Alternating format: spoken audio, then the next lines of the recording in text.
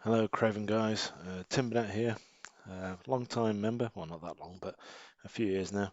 But I've not been along much recently because we had a kid, and my adventures at the moment involve going to the park.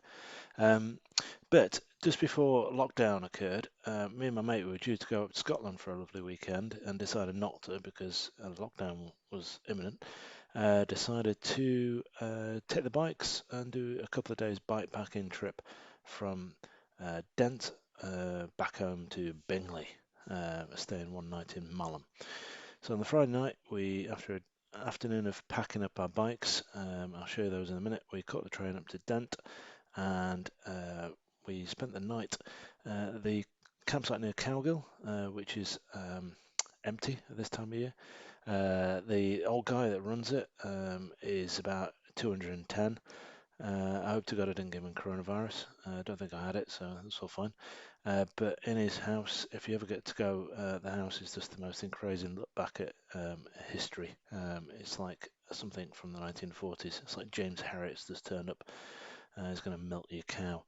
Anyway, we spent the night there in our little two-man tent, or one-man half kit. And we pedalled into Dent and had a nice pub dinner and a few beers before paddling back. It is quite a long bay back, especially after a few beers, cycling on that road in the dark. It really does heighten your senses. Anyway, so this is me. I've got Fatter, and this is my mate Giles. This is us starting at Bingley. These are our bikes. I'll go into the gear in a second, so if you're interested, that's me. Like I say, slightly rounder these days. Loving the waterproof trousers, they're awesome.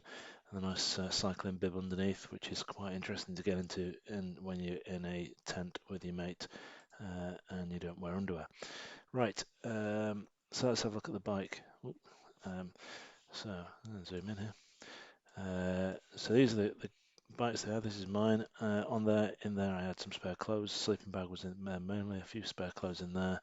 In the back, I had my pans and the tiny stove. It's tiny, tiny, tiny Alpkit stove, and the gas canister's about 15 times bigger than it. That was all strapped up and laced on. In there's my roll mat. It's an inflatable roll mat.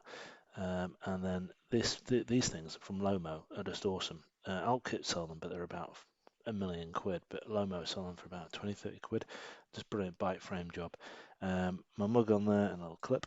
My mate Giles, he got one of these off eBay, not eBay, Amazon. Slightly cheap, summer bag at the front, a sleeping bag, and I think, yeah, the poles and a few other bits. And yeah, that was our gear. And this is us on the trails. So this is one of the trails we're on. So we're mainly doing off-roading trails all the way along.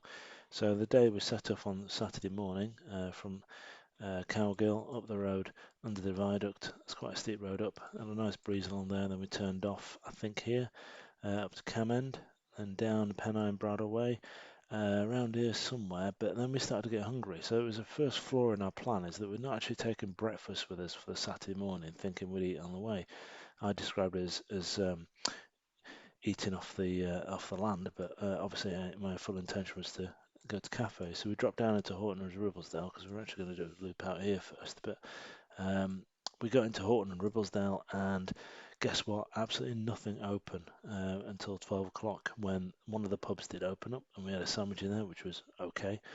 But we did go to the church where they had tea and cake. So we had some tea and cake, and which was delicious, and stocked up on cake for the journey. We then headed out back up here, I think it was, along the Pennine Journey, on the Ribble Way, down this road here. We encountered a DPD van that was making his way down here to do deliveries, but coming the opposite way was this long procession of some kind of vintage vehicle rally. But guess what? DPD van didn't give two tinkers about that. He had his deliveries to do. So all the people that were in the vintage cars, probably about 30 of them, who all were in crap cars that weren't going to fall onto the soft verges, had to reverse all the way back up. So that was quite amusing.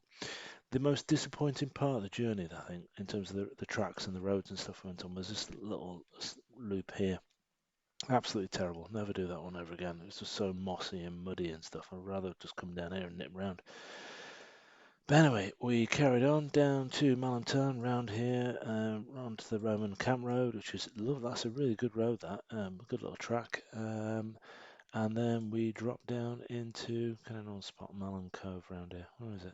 I've lost it. I've lost my way. I lost my way. Kingsley, no, we didn't go that far. Anyway, down. Oh yeah, down here. Sorry.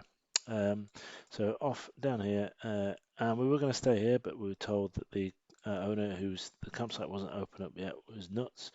And we stand a better chance going to the town end far campsite in Malham, even though I looked on the website and they said it was going to be shut.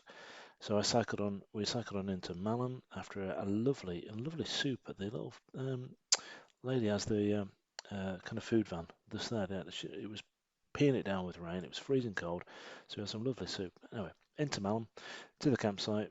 Yeah, we're only two people allowed on the field. Um, Perfect little site. You hadn't cleaned the toilets, so there was no hot water. Nothing was switched on yet because it was just before season started, so it's all fine. Of course, it's not started now at all. Had a good meal in the pub, and then cycled on out of Malham, up the road, down to Ayrton. This is on Sunday.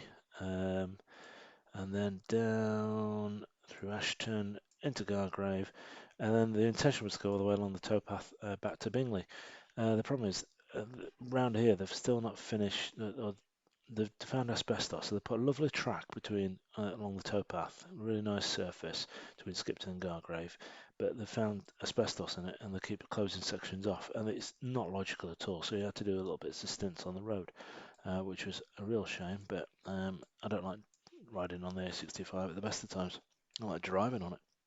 Anyway, into Skipton, more tea shop time there, which was good on the Sunday. And then we made the long trek back along the towpath all the way to Bingley, stopping at various places on the way. There are any other photos I can show you. So this is us looking rather rough-roady.